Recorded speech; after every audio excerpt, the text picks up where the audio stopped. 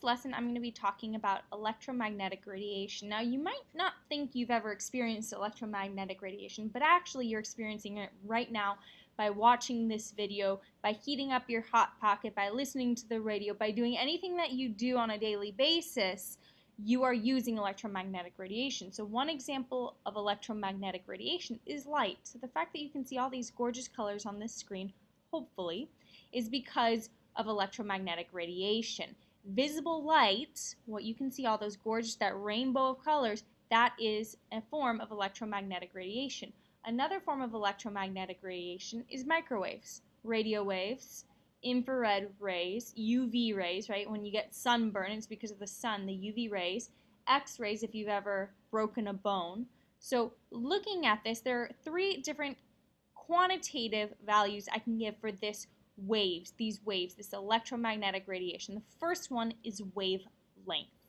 Okay, so the distance, wavelength, is the distance from one crest to the next. So if you look on the left-hand side, far left-hand side of these waves at the very top, those have the highest wavelength because there's the greatest distance between your crests or your peaks. Okay?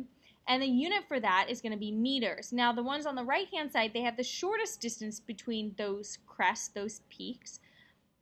And so they have small wavelengths. Now, the symbol for wavelength is going to be that lambda symbol right there, and the unit is meters. Now, frequency is the number of times a crest, so that peak, will pass a point in 1 second.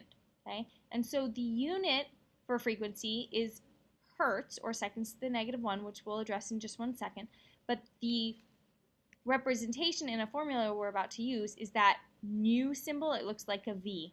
All right, so we've got wavelength, we've got frequency. The last one is going to be energy. So if you notice, when you have large wavelengths far to the left, those are lower energy, while if you have very short wavelengths, then you have high energy.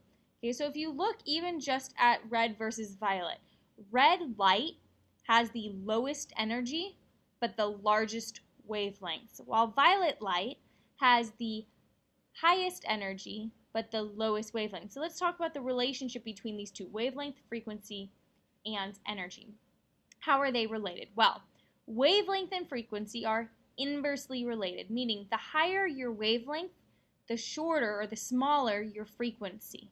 So for example, if you look at the very top again, on the far left, those have large wavelengths, but the number of times that a crest is going to pass a point, that's going to be much less than as you move to the right and you have higher frequency. So wavelength and frequency, when one goes up, the other goes down. So that's an inverse relationship. Now frequency and energy, the higher your frequency, the farther to the right you are on that graph right there, the higher your energy is. And so they are directly related to each other. Okay? And so wavelength and energy are going to be inversely related. The lower the energy, the greater the distance between those crests. So let's numerically talk about this. The formula for relating frequency and wavelength is C equals lambda times nu. All right, C, what is C? C is your speed of light. C is 3.00 times 10 to the 8th meters per second. So no matter what the wavelength or the frequency is, the speed of light will always stay the same. The wavelength, represented with that lambda, the units for that are meters. Okay? And then frequency, the units are going to be either seconds to the -1, because it's the number of times per second, or hertz. So those units are interchangeable. So let's look at an example. Here I give you the frequency. So we're going to use this formula. I know that my speed of light is 3.00 times 10 to the 8th meters per second. Okay? That equals, well, I don't know what lambda is right now. That's what I'm solving for. Times my frequency, which is 1 times 10 to the 14th seconds to the -1. And so to find my wavelength, I'm just going to divide both sides by 1 times 10 to the 14th. And I get 3 times 10 to the -6. And my units for wavelength are meters. So really quickly, the last thing that we're going to be talking about is what happens with electrons. Because while we've been talking about electromagnetic radiation, what I haven't shared is the fact that electrons can move from one energy level to another. And in doing so, they can actually release energy. They can release electromagnetic radiation. And so one of the terms you're going to hear when we're talking about electrons moving is we're going to be talking about that energy being quantized. Now, quantized means that the energy that those electrons can either absorb or release when they move energy levels, it is a very specific amount, all right? And so the energy, when it is released in the form of particles, and those particles we call photons. So let's make sense of all of this. Let's use an analogy. Here you've got a bookshelf, okay? So n equals 1 represents an energy level where your electrons are, okay? And they're closest to the nucleus. N equals 2 is the next level up, then n equals 3, then n equals 4, then n equals 5. Notice I can't put books in between n equals 1 and n equals 2. It has to be on that shelf with that specific energy. And the same thing applies for electrons.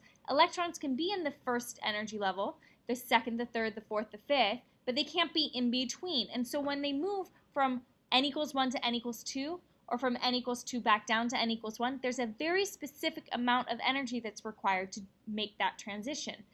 It's not going to be an in-between energy. It's quantized. It is very specific amounts of energy to go from n equals 1 to n equals 2, from n equals 1 to n equals 3, etc., etc. All right? The other thing, notice that as you move out, those energy levels get closer and closer together, just for you to note. So, moral of the story here, we've talked about electromagnetic radiation. Okay? When electrons move from higher energy levels down to lower energy levels, so for example, n equals 5 to n equals 3, they release a very specific amount of energy. That energy is quantized. Now that energy that's released, we call it photon. We call it a photon of energy, a very specific amount of energy that's released. Now, how do we see this? Why do we care? Well, we care because it allows us to create what's called an atomic spectra. If you look at all of those different little lines that's on the black graph on the far right-hand side for each of those colors represent specific amounts of energy.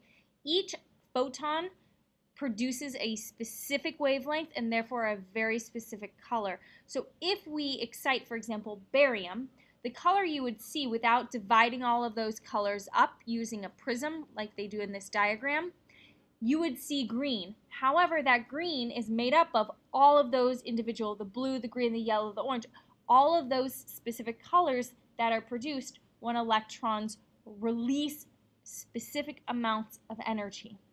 Okay, so we've been talking about electromagnetic radiation and atomic spectra. This brings it all together. The fact that when electrons jump from high energy to low energy, they release specific amounts of energy. That energy we can actually see because it is visible light. And so we see specific amounts of energy in the form of specific different colors if we were to take that flame, that barium flame or that strontium flame, and use a prism to divide up all of those colors to be able to see what's going into that one flame.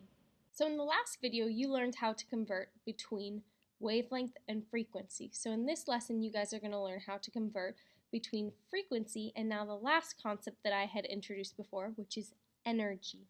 Okay, so how exactly do you calculate energy? Well, there's a formula that will be given to you, and that is E equals H times nu. Okay, so E is your energy, and the units for energy are going to be joules. H is Planck's constant, and that is going to stay the same always. That will always be given to you, and so that value is 6.626 times 10 to the negative 34th joules times seconds. And then, of course, your frequency, whose units are seconds to the negative 1. And so that makes sense because if you multiply joules times seconds by seconds to the negative 1, or 1 over seconds, then the seconds cancel out and you're left with the units for energy, which are joules. So let's look at an example. Here it asks what the energy is of a photon from the violet portion of a rainbow if the frequency is 7.23 times 10 to the 14th seconds to the negative 1. And so I'm going to use my formula. Okay. I don't know my energy. I know Planck's constant. It's 6.626 times 10 to the negative 34th joules times seconds. And I know my frequency, which is 7.23 times 10 to the 14th seconds to the negative 1. And so when I multiply those out, what I get for the energy is 4.79, because I rounded based on 3 significant figures, times 10 to the negative 19th joules. So that's it. You might find some slightly more challenging problems which give you wavelength and ask you to find energy. Clearly, you can't use the wavelength lambda in this formula, but what you can do is use your C equals lambda times nu formula to figure out what your frequency is, and then plug your frequency in for your energy formula. And that's it.